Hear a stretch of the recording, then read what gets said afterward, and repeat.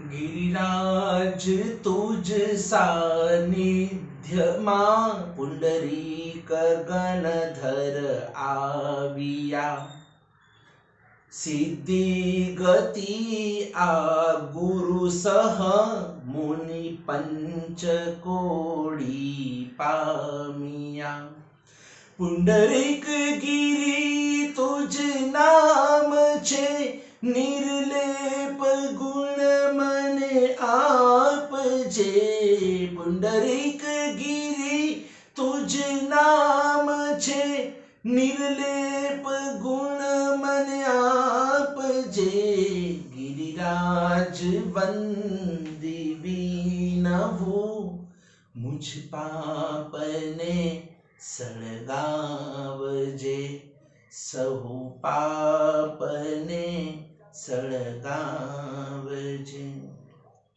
शत्रुंजय गिरिराज के ऊपर कदम गंधर्व भगवान 1 करोड़ मुनि भगवान के साथ में मोक्ष में गए और नमी और विनमी के साथ 2 करोड़, राम भरत के साथ 3 करोड़। और जिस पुंडरीक गिरी की आज हम बात कर रहे हैं वो पुंडरीक स्वामी जी महाराजा भगवान आदिनाथ के सबसे प्रथम शिष्य, प्रथम गंधर्व, और वो 5 करोड़ के साथ इस गिरिराज से चैत्र सुद पूनम के दिन मोक्ष में गए।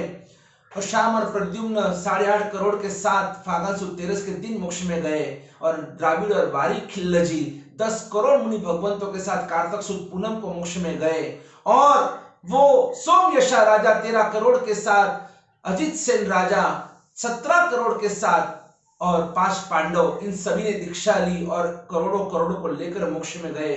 हमारे जो महाभारत के 5 पांडव हैं वो भी 20 करोड़ मुनि भगवंतों के साथ, वही जो महाभारत के अंदर जो कुछ युद्ध हुआ, जो कुछ माया प्रपंच, जो कुछ राग द्वेष की परिणति हुई, और उसमें अपने पापों का उनको खुद को लगा कि जो हमने गलत किया वो तो धर्म युद्ध ही था, लेकिन फिर भी जो राग द्वेष की परिणति थी उसको खत्म करने के लिए अपने आत्मा को, अपने आत्मा के अंदर रहे हुए आत्म शत्रुओं को जीतने के लिए, और जब उन्होंने गिरिराज का सानिध्य लिया तब 20 करोड़ मुनि भगवंतों के साथ मोक्ष में गए।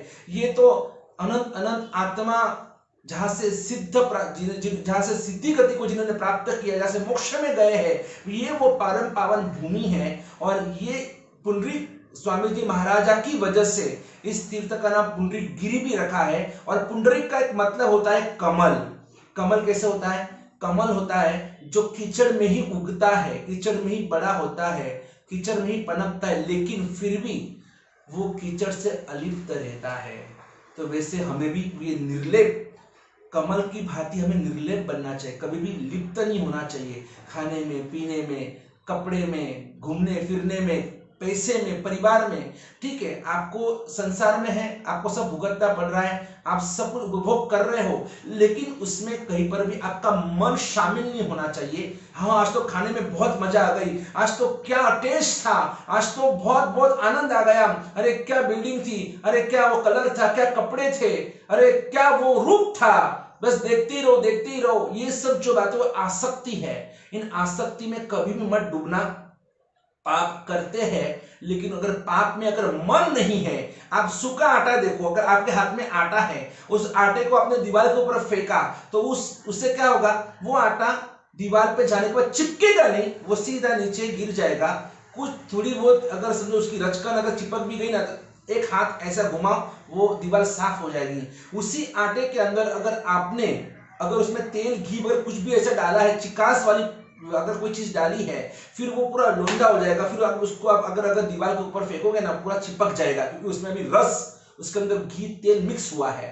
तो वैसे कोई भी पाप अगर आप करते हैं, उस पाप के अंदर कभी भी लिप्त मत होना, अलिप्त रहना सीखो, निर्लिप्त रहना सीखो। तो भले फिर आप चाहे कोई भी अगर आपको पाप करना नहीं लेकिन करना पड़ रहा है, अगर कोई आपकी लाचारी है, अगर उसमें अगर आपका मन नहीं है ना, तो वो पाप बस वो सूखे आटे की तरह एक बहुत नहीं जैसा पाप आपको लगता है। और देखो, पाप करते उसकी सजा तो भुगतनी ही है। आज पूरे विश्व का सामुदायिक पाप, वो पाप का घड़ा फूटा, इसलिए आज पूरे विश्व में हाहाकार है। हम सब डर के मारे घर में बैठे हुए हैं, लेकिन अगर हम पाप करेंगे ही नहीं, पूरा विश्व अगर धर्ममय बन जाएगा, पंचाचारमय बन जाएगा, ज्ञानाचार, दर्शनाचार, चार्य तपाचार, वीर्याचार, सदाचारमय विश्व बन जाएगा, परोपकारमय विश्व, धर्ममय विश्व बन जाएगा, तो फिर कहीं पर भी किसी को कुछ भुगतना नहीं पड़ेगा।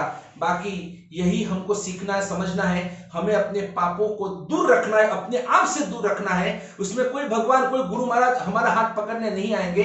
वो आत्म जागृति हमें स्वयं को रखनी है कि मैं जो सोच रहा हूं, बोल रहा हूं, कर रहा हूं, वो सही है या गलत, इसका निर्णय हमें स्वयं को लेना होगा।